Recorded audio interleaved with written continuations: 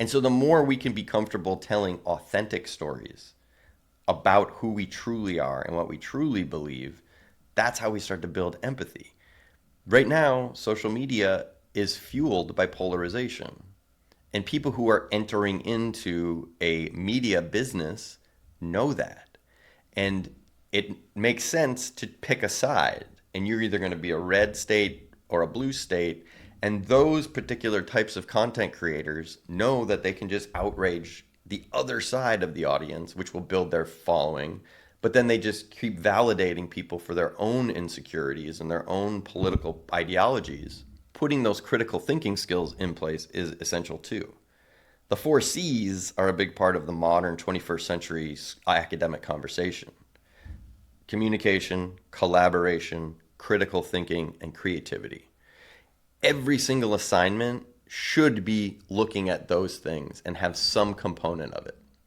Critical thinking is essential because if you look at what's happening in the news, you can be like, wait, why did somebody in Jacksonville just go shoot up a Dollar General with Nazi symbols all over his handgun?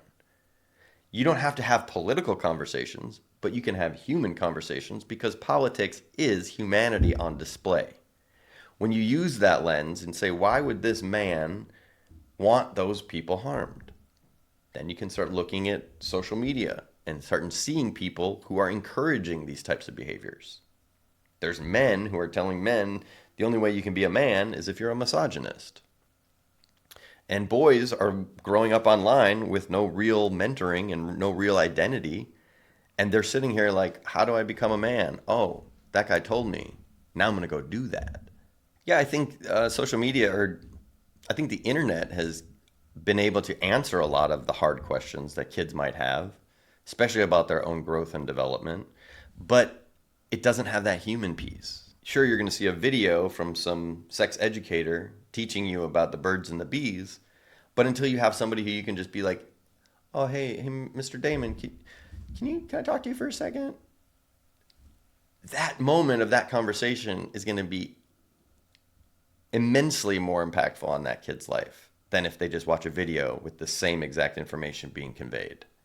Because relationships matter, especially with boys.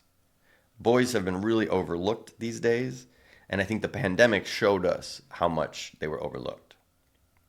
When I came back from the pandemic, boys seemed like they were 2 years younger than they were. Girls seemed like they had been aging appropriately on track.